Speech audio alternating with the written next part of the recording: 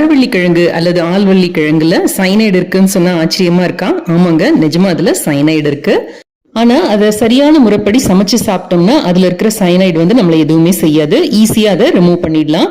அதுல சைனோஜெனிக் குளுக்கோசைட்ஸ், லினாமாரின், லோட்டஸ்ட்ராலின் 2 இருக்கு. ஸோ அதுதான் வந்து சைனைடை ரிலீஸ் பண்ணும். ஸோ அதுக்கு என்ன பண்ணணும்னா, நம்ம இந்த மாதிரி கட் பண்ணி நல்லா கிளீன் பண்ணிட்டு தண்ணியில போட்டு நல்லா ஊற வச்சுட்டு அதுக்கப்புறம் நல்லா அலசிட்டு இந்த மாதிரி ஒரு தடவை நல்ல குக்கர்ல தண்ணியை வச்சு கொதிக்க விடுங்க.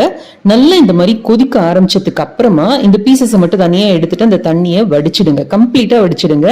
இப்போ இன்னொரு தடவை தண்ணி சேர்த்து நீங்க நார்மலா குக்கர்ல விசில் விட்டா கூட பரவாயில்ல, இல்ல அப்படியே வேக வச்சாலும் ஓகே. அந்த மாதிரி வேக வச்சு எடுத்தீங்கன்னா இதுல இருக்கிற சைனஜன் கம்ப்ளீட்டா ரிமூவ் பண்ணிடலாம். அந்த தண்ணியை வடிச்சு ஊத்திடுங்க. வெறும் அந்த கிழங்க மாத்திரம் எடுத்துக்கோங்க. தோலை உரிச்சு நம்ம நார்மலா சாப்பிடுற மாதிரி தாளிச்சோ இல்ல நம்ம சக்கரை போட்டோ சாப்பிடலாம். சிப்ஸ் செய்யற மாதிரி இருந்தாலும் ஒரு தடவை தண்ணியில இந்த மாதிரி கொதிக்க வச்சு வடி கட்டிட்டு அதுக்கப்புறமா செய்யுங்க. தேங்க்ஸ் ஃபார் வாட்சிங்.